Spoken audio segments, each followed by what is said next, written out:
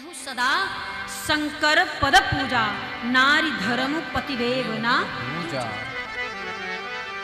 इस बात को मैया मैना जी अपनी पुत्री पार्वती जी को बिठा के सिखा रही, समझा रही कि आप अब पति के घर जा रहे और नारी के जीवन में उसका भगवान भी अगर कोई है तो उसका पति ही है।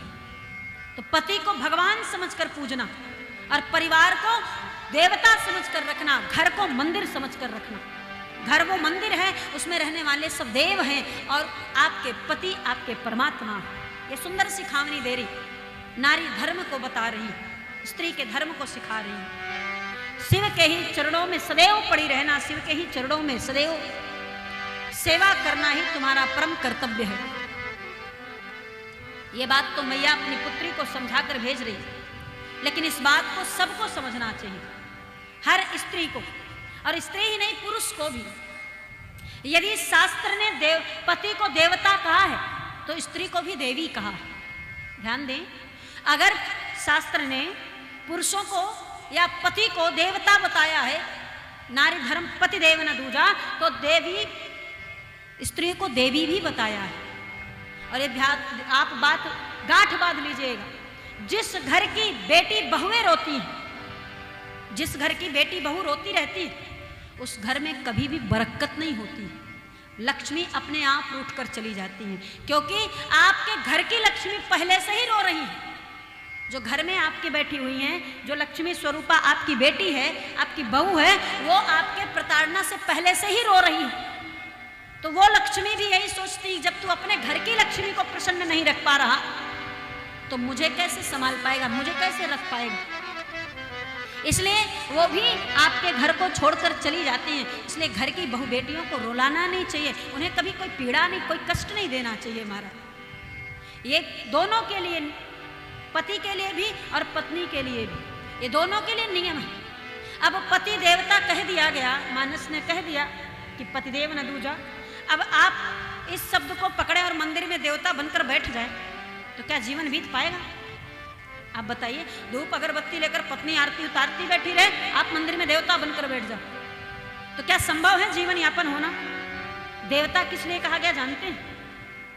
पति को देवता किस लिए कहा गया?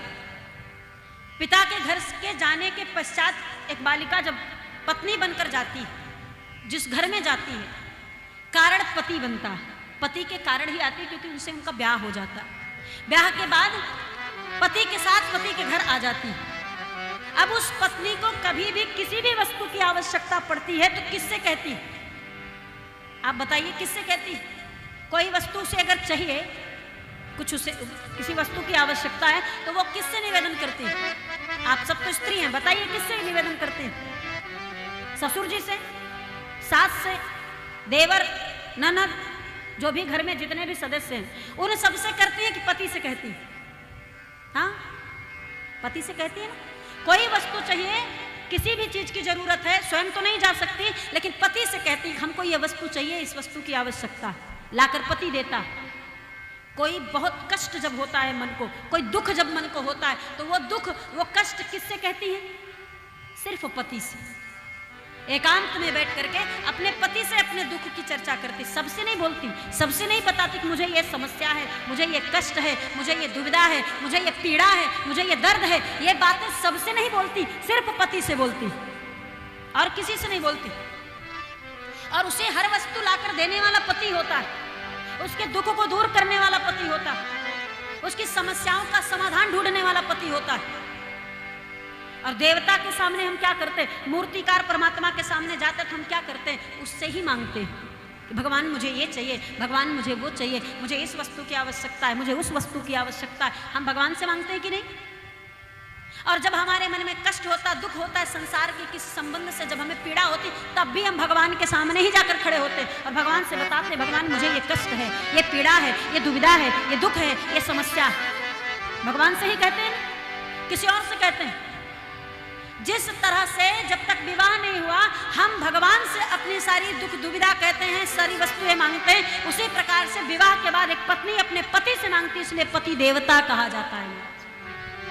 कि जिस जैसे उस देवता से मांगते थे हमारी हर इच्छा पूरी किया करता था, वैसे ही अब ये हमारे देवता, क्योंकि यही हमारी सारी इच्छाएं पूरा करते हैं। ये अच्छा हो बुरा हो कुछ भी हो कैसा भी हो, हम कुछ भी मांगते हैं तो इन्हीं से मांगते हैं। हमारा दुख दूर करने की क्षमता है इन्हीं में है, यही सब कुछ करते हैं। और आप बताइए अगर पति ही आपके साथ ना खड़ा हो तो? जिस महिला का पति उसके साथ नहीं खड़ा रहता उस महिला का पूरा जीवन नर्क हो जाता है। कोई भी व्यक्ति आता है हास्य मजाक बनाकर चला जाता है हमारा, और जिसके साथ उसका पति खड़ा रहता है उसको कोई समस्या नहीं होती, वो ठाठ से रहती है, धाक से रहती है, अधिकार से रहती है कि हमारे पति का घर है, अर्थात हमारा घर है, हमारे पति हैं तो घर भी तो हमारा है।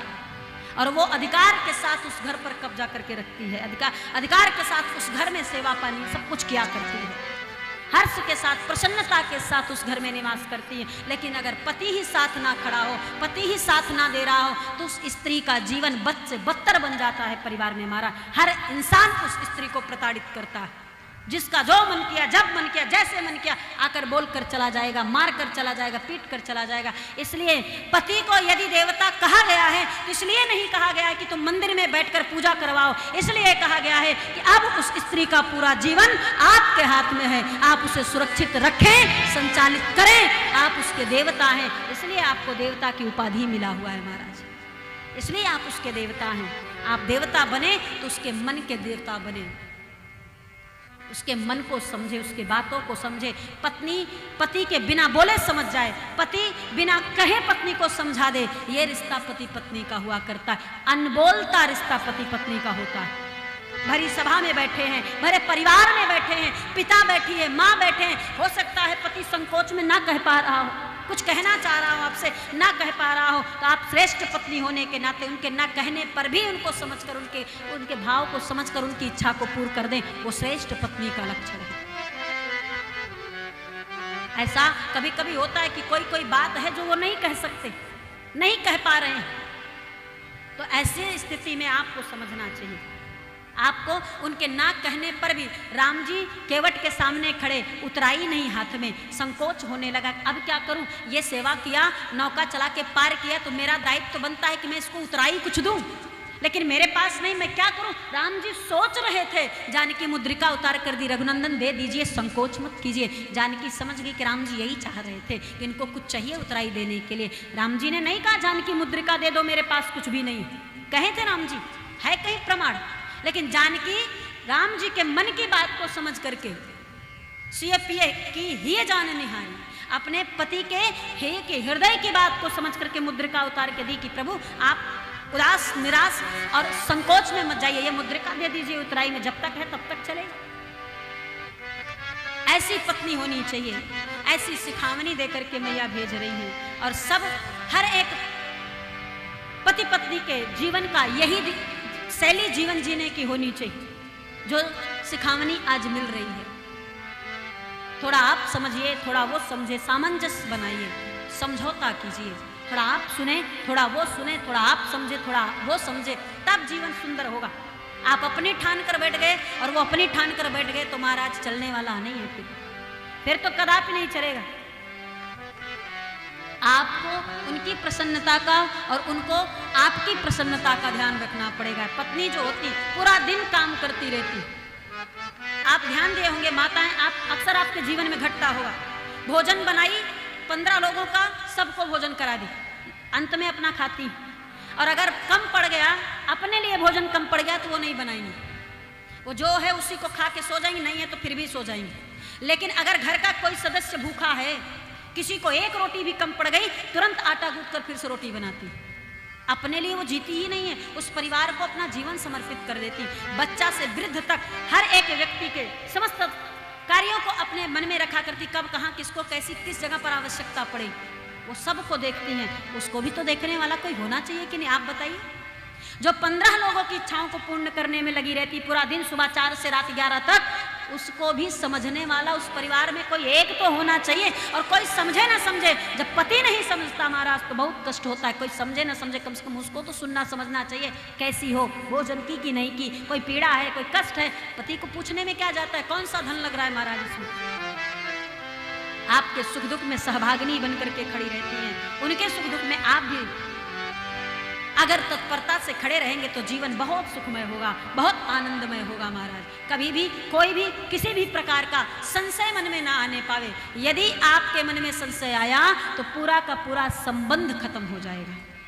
संशय बहुत गंदा पक्षी, बहुत गंदा शब्द है, और ये किसी भी संबंध में, पति पत्नी की बात नहीं, किसी के भी संबंध में यदि आ गया, माता पिता के संबंध में, भाई भाई के संबंध में, किसी के भी संबंध में अगर संशय रूपी पक्षी आ गया तो संबंध को खत्म कर देगा महाराज। किसी कीमत पर आप फिर उस संबंध को नहीं संभाल पाएंगे। संबंध में संशय की कोई जगह ही नहीं होनी चाहिए। ऐसा अटूट विश्वास होना चाहिए कि संशय दूर से देख करके भागे, कि इसके पास जाना बेकार है। इतना विश्वास है कि हम जाएंगे, कुछ भी करें ये मानेगा ही। किसी भी रिश्ते में संशय को मत आने दीजिए। अगर संदेह आ भी रहा है, अगर आपको कुछ लग भी रहा है, तो आप स्पष्टीकरण कर लीजिए, बात कर लीजिए, अपनी बात रख दीजिए। मुझे ये समस्या, ये बात मेरे मन में खटक रही, क्या ये ऐसी है, क्या सत्य है, क्या? आप सीधा स्पष्ट जवाब सवाल करिए, लेकिन उसे अपने मन में रख करके अपने संबंध को मैला मत करिए, अपने संबंध में विघटन मत पैदा करिए, अपने संबंध को बर्बाद मत करिए। आपसे एक ही निवेदन यही है, संशय मन में कदापि न आने पावे। इतना अटूट विश्वास रखो कि संशय दूर से भाग जावे। ये संशय आपका परिवार नष्ट कर देगा, आपके अपनों को अपने से अलग कर देगा। हर संबंध में एक विश्वास की डोर है, उसी विश्वास की डोर पर उस संबंध को निभाते रहिए। एक दिन तो सब छोड़कर जाना है। जब तक हैं प्रसन्नता से, खुशी से, आनंद से, खुद भी प्रसन्न रहें, सामने वाले को भी खुशी दें, खुशियां पाएं, खुशियां बांटें। यही मंत्र अपने मन में धारण करके जीवन को आनंदित होकर के जिए, चकाचक जिए महाराज।